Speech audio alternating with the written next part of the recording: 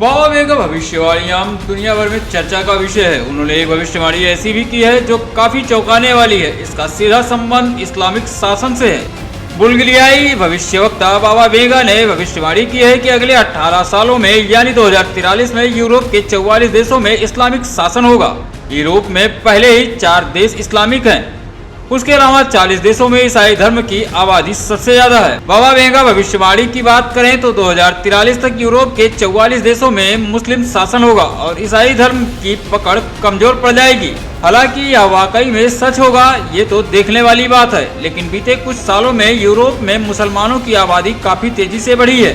बाबा वेगा का यह भी कहना था कि यूरोप की संस्कृति पहचान एक बड़े परिवर्तन से गुजरेगी। इससे संभावित संस्कृति की युद्ध कल्चरल वार छिड़ सकता है।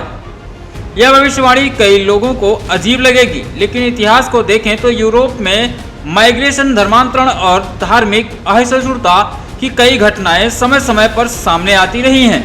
बाबा वेगा ने कई सारी भविष्यवाणी की हैं, जिसमें से एक में बताया गया है कि आने वाले साल 2229 में फ्रांस इस्लामिक राज्य के खिलाफ गुरिल्ला युद्ध छेड़ देगा। प्यूरिटर्स की एक रिपोर्ट के मुताबिक साल 2050 तक यूरोप में मुसलमानों की आबादी काफी तेजी से बढ़ने वाली है। जर्मनी में साल 2050 तक मुसलमानों की आबादी 19.7% से बढ़कर ये संख्या लगभग 1 करोड़ के पार चली जाएगी। इस तरह से यूरोप में स्थित यूके में साल 2050 तक मुसलमानों की आबादी 17.2% से बढ़ जाएगी। आने वाले 25 सालों में आबादी 1 करोड़ 34 लाख पार हो जाएगी।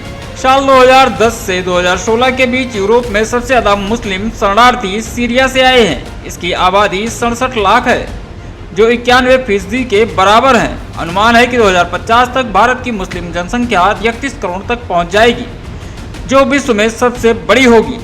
इस तरह से 2043 तक भारत में मुस्लिम अल्पसंख्यक ही रहेंगे। स्पेशल डेस्क, जनमत न्यूज, लखनऊ।